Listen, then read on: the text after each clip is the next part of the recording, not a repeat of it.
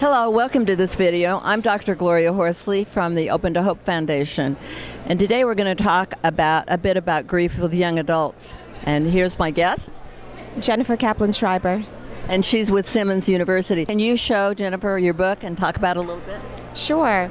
My book is You Are Not Alone, Young Adults Coping with Death, and it's meant to be it's a little bit of my story embedded within it, but geared towards young adults who are coping with the death of somebody close and don't have the opportunity to be able to process that in a group environment, so to be able to have something for themselves.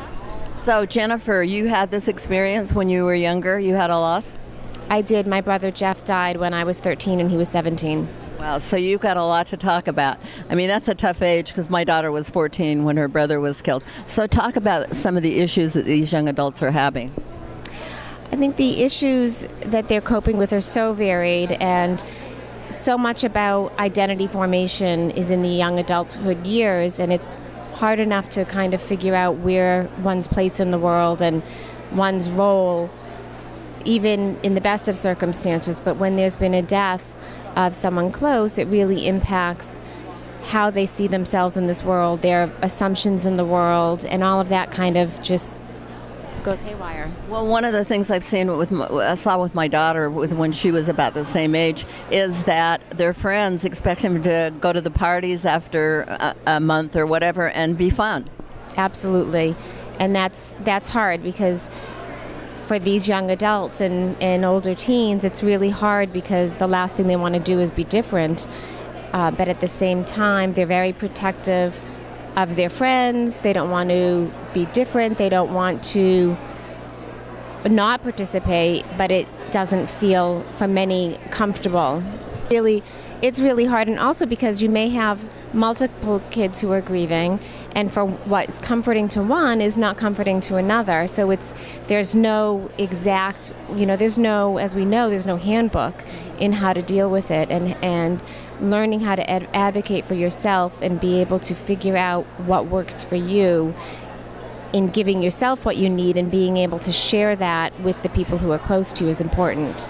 Now, one thing I think is fascinating to me about you is you're an older person and you are dealing with this. I mean, you're still kind of dealing with it. I see it with Heidi, and it becomes part of your work and is such a giving thing. Talk a little bit about that. I'm very fortunate because this has become my passion, almost immediately. I'd say for a good 10 years I was a mess and didn't know what, childhood bereavement meant.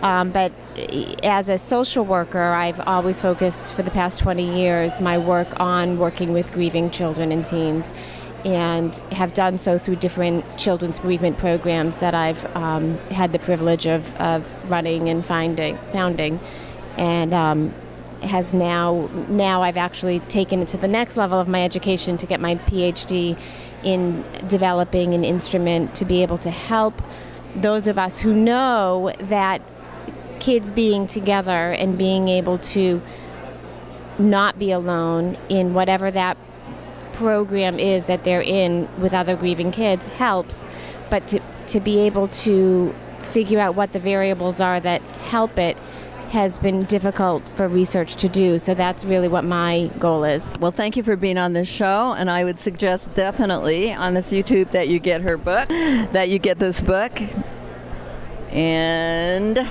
You Are Not Alone.